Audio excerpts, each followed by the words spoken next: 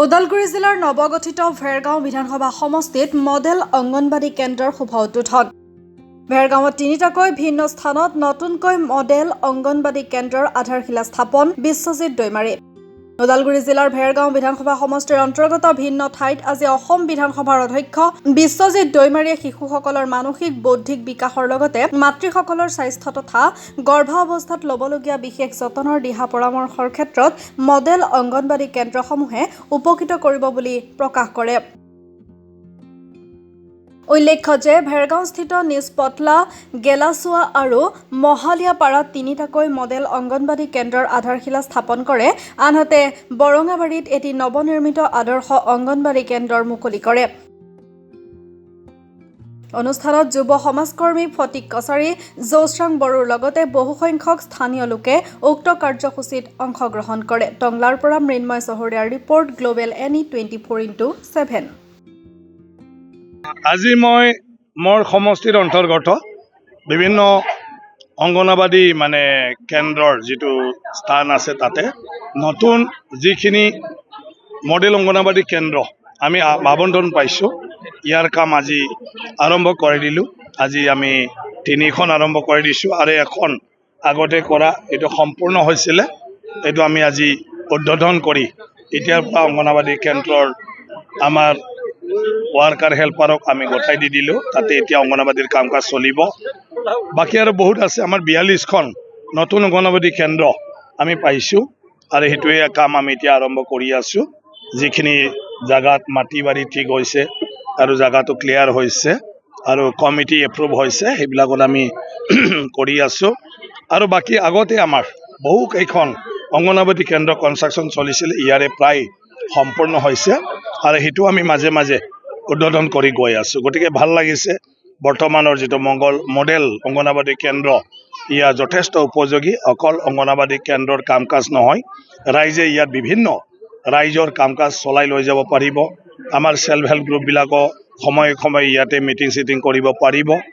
বিধায়ক বা কোনোবা MCLA মন্ত্ৰী কোনোবা আহিলে তাতে বহাই ফালে মানুহক ৰিচিভ কৰিব পাৰিব, ৰাইজে ইয়াতে আলোচনা কৰিব পাৰিব।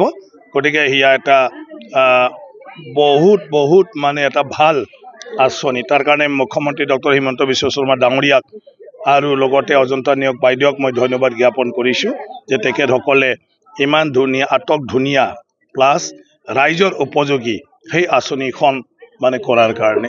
স্যাৰ, আমি দেখাবলৈ পাইছোঁ আপুনি নিজৰ সমষ্টিত ইমান ধুনীয়া এটা অংগনবাড়ী চেণ্টাৰ মডেল বনাই দিছে। কিন্তু আমি দেখা পাওঁ প্ৰায়ভাগ কিছুমান ল'ৰা ছোৱালীৰ কাৰণে পেৰেণ্টছবিলাক ইম্পৰ্টেণ্ট নিদিয়ে বা কিছুমান টিচাৰবিলাক স্কুলবিলাক এবচেণ্ট কৰি থাকে।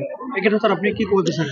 নাই, সেইকাৰণে এতিয়া সজাগ হ'ব লাগিব। মই চব ৰাইজক অনুৰোধ জনাই আছোঁ যে আমাৰ অংগনবাড়ী কেন্দ্ৰৰ মূল উদ্দেশ্যটো হ'ল চৰকাৰৰ তাতে যাহাতে গৰ্ভৱতী অৱস্থাৰ পৰাই আমাৰ সন্তানটো মাকৰ গৰ্ভত থকাৰ পৰাই আমি যত্ন ল'ব লাগে, যাহাতে তেওঁলোকৰ গোটেইটো অংগ প্ৰত্যংগ মাত্ৰ নহয়, তেওঁলোকৰ চিন্তা কৰিব পৰা যি মুগজু আমাক ঈশ্বৰে দিয়ে, সেইটোও খুব ভালে গ্ৰথ হয়, যাহাতে কেতিয়াও আমাৰ ল'ৰা ছোৱালী জন্মৰ পৰাই অচল অৱস্থা হ'ব নোৱাৰে।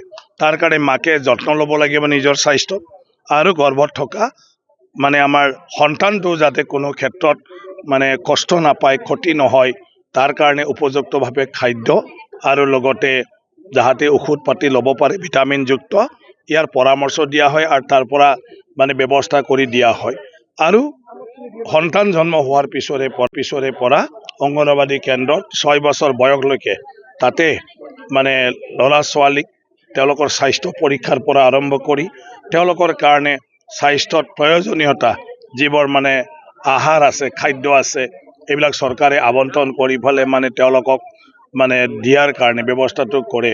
গতিকে সেই কথাবিলাক আমাৰ প্ৰায় গাঁৱৰ মানুহবিলাকে নাজানে, গুৰুত্ব সহকাৰে নলয়।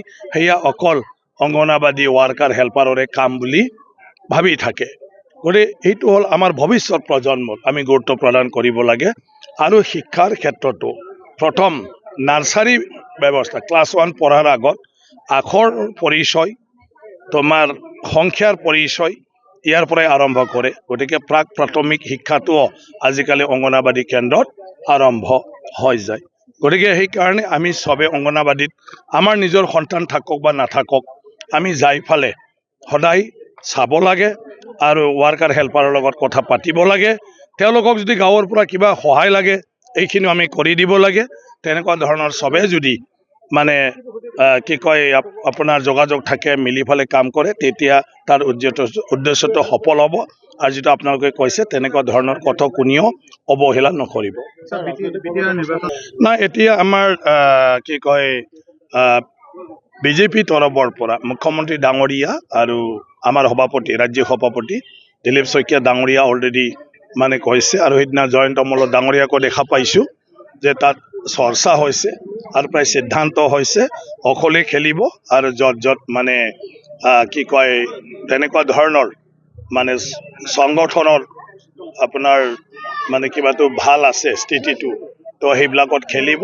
আৰু সেইটো এতিয়া পৰ্যালোচনা কৰি আছে আৰু মন্ত্ৰী ডাঙৰীয়াসকলক দায়িত্ব দি ফালে আৰু পাৰ্টিৰ বিষয়াসকলক দায়িত্ব দি ফালে এতিয়া 10 দিনৰ ভিতৰত সেইবোৰ চাব বিচাৰিছে আৰু তাৰপিছত লাহে লাহে এই নিৰ্বাচনী প্ৰক্ৰিয়াত মানে পাৰ্টি হিচাপে তাত কাম কৰিবলৈ কোৱা হৈছে তো ডেফিনেটলি মানে এইটো মানে নিৰ্বাচনটোত নিশ্চয় ভাগ ল'ব মইতো অধ্যক্ষ ডাইৰেক্টলি তাত মানে কিবা কৰিব নোৱাৰোঁ কিন্তু মই মোৰ সমষ্টিত মোৰো সেইটো দায়িত্ব আহি পৰিব এজন মানে বিধায়ক হিচাপে ইয়াতে গতিকে মই ভাবোঁ 2 দিনৰ পিছতে সব কথাবিলাক ক্লিয়াৰলি মানে সবে অৱগত হ'ব আৰু BTC ৰাইজেও বিচাৰি আছে মানে এতিয়া আৰু যেহেতু চৰকাৰ এটা বা ৰাজনৈতিক দল এটা মানে আপোনাৰ অঞ্চল বা আমাৰ BTC অঞ্চল ইয়াৰ উন্নয়নৰ কাৰণে চিন্তা কৰে তো এই চিন্তা কৰি একো কৰিব নোৱাৰে যেতিয়ালৈকে তাৰ মানে দায়িত্ব গ্ৰহণ কৰি ভালদৰে পৰিচালনা কৰিলেহে ৰাইজৰ উন্নতি সাধন কৰিব পাৰে গতিকে এটা ৰাজনৈতিক দল হিচাপে এইখিনি কথা নিৰ্বাচন যেতিয়া আহে সেইটো ডেফিনেটলি বিবেচনা হয় আৰু সেইমতে যিকোনো নিৰ্বাচনত যিকোনো ৰাজনীতিৰ দলে তাত ভাগ ল'বই আৰু ডেফিনেটলি সেইটোৱে আজি হ'বলৈ গৈ আছে